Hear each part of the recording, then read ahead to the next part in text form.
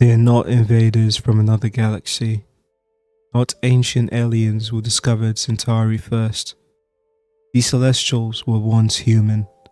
That is the truth we are forced to reckon with. Over 25,000 years have passed for them. For us, only centuries. But time dilation born of light speed travel and desperation split our species into two. They settled Centauri long before we arrived. They evolved, splintered, and reshaped themselves into something more, something different. And when we came chasing their signals, hoping for a home, we found strangers waiting.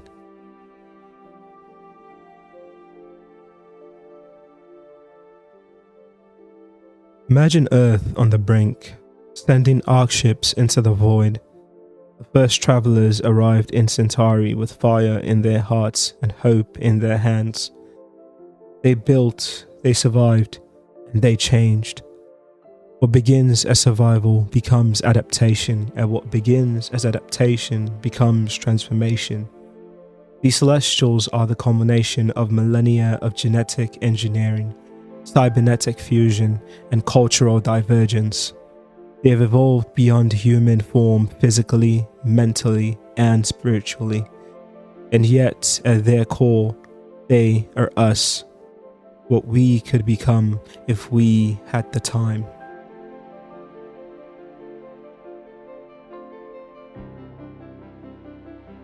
To the Celestials, we are relics, the past incarnate, primitive, limited, a curiosity. In their eyes, we are backward, a species still ruled by emotions, faith, and frailty. Many Celestials view us the same way we might view early Homo sapiens, worthy of study, perhaps, but not of equality. They do not fear us, they do not respect us, and within the vast, tangled web of the celestial civilization, there is no obvious place for those who choose to remain human.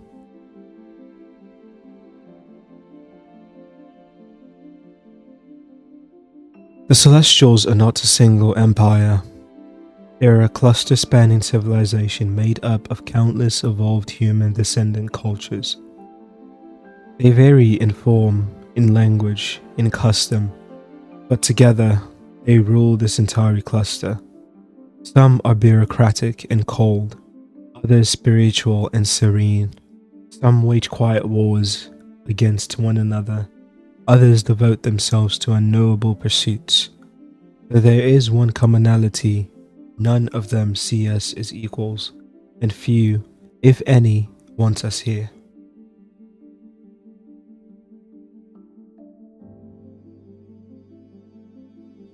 And then, we returned. The arc ships that left Earth generations after the first wave arrived in Centauri, carrying what was left of our civilization.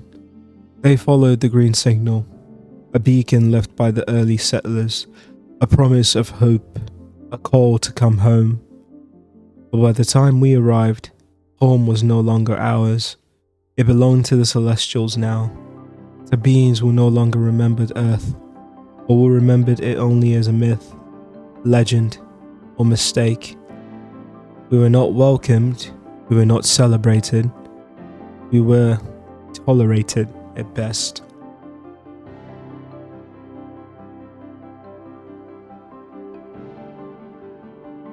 Despite their supremacy, the Celestials did not destroy us, not outright. We were too scattered, too fractured to be a threat. Some viewed us as a curiosity worth preserving. Others chose to ignore us entirely. But conflict does not always come in fire and fury. It comes in silence, in pressure, in exile.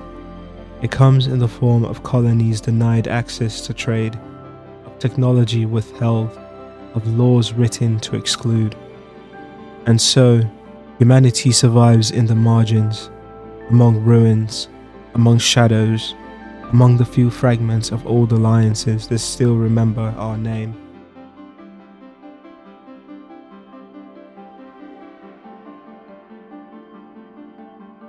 Not all of us are willing to fade quietly into the pages of history.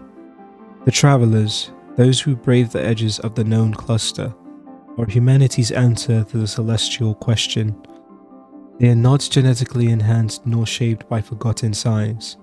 They are explorers, historians, defenders. Ordinary people tasked with extraordinary missions. They uncover ancient technologies, navigate forbidden ruins, and push back against the erasure of our legacy. They carry what remains of Earth, not just in memory, but in purpose. And perhaps most importantly, they remind the cluster that humanity is still here.